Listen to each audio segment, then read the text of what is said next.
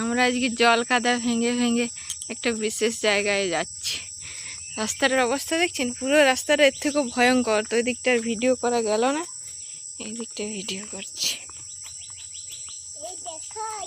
নমস্কার, কেমন আছেন সবাই? আশা করছি আপনারা সকলেই খুব ভালো আছেন। তো আমরা এই যে একটা বিশেষ কাজে বেরিয়েছি বললাম, ওই কাজটা চলুন করি, তাহলে আপনারা বুঝতে পারবেন কি কাজ করতে এসেছি। আমার মনে হয় পৃথিবীর প্রতিটি মানুষের এই কাজটি করা উচিত, তাহলে প্রকৃতি সুন্দরভাবে সেজে উঠবে। তো চলুন কাজটা করা যাক। ওয়াও,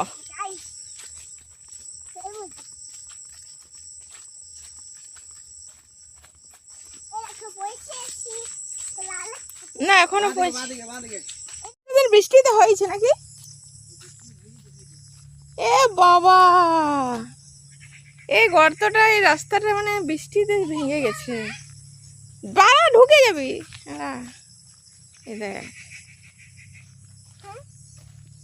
এই পথে জলটা কোন দিকে গেছে তাই যেটা ভেঙেছে? আমি ভাবছিলাম ওই বাঁধের পাড় ভেঙে গেছে।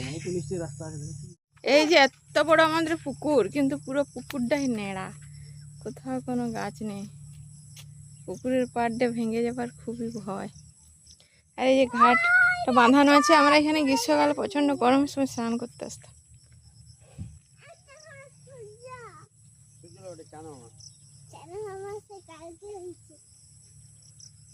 এখানে নৌকা চালালে কিন্তু নৌকা চলে বলো। আর মেঘের ছবিটা কি সুন্দর বৃষ্টিতে এই জলে দেখা যাচ্ছে। প্রচুর এনেছি হচ্ছে পেয়ারা গাছের বীজ, আম গাছ, খেজুর গাছ, জাম গাছের বীজ, কাঁঠাল গাছের বীজও নিয়ে চলে এসেছি।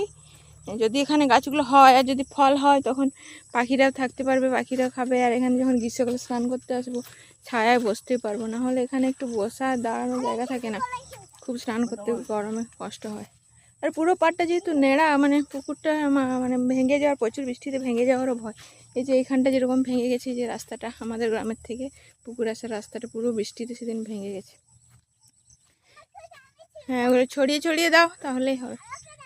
আর কাছে কাছে যেগুলো দেবে সেগুলো পা দিয়ে চেপে দেবে। বেটুও লাগাচ্ছে, বেটুও প্রকৃতিকে সাজানোর জন্য কাজ করছে। এখন থেকে ছোট বাচ্চাকে যেরকম শিক্ষা দেবে সে সেরকম শিক্ষাই বড় হবে।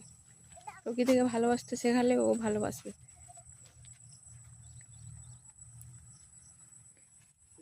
যেগুলো কাছে কাছে পড়ছে পা দিয়ে চেপে দেবে।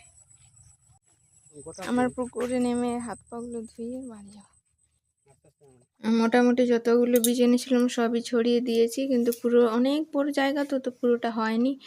তো মাঝে মাঝে আবার যখনই বীজ জমা হবে, সংগ্রহ হবে, তখনই এসে এসে আমরা লাগিয়ে দিয়ে ছড়িয়ে দিয়ে যাব, তাহলেই আশা করি হবে। তো এর মধ্যে যদি কয়েকটাও গাছ হয় তাও অনেক ভালো হবে। তো আজকে আমরা আবার ফ্রেশ হয়ে বাড়ি চলে যাব।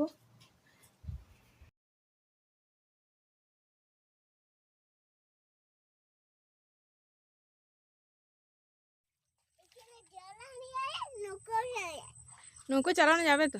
হ্যাঁ, বড় নৌকো চলে।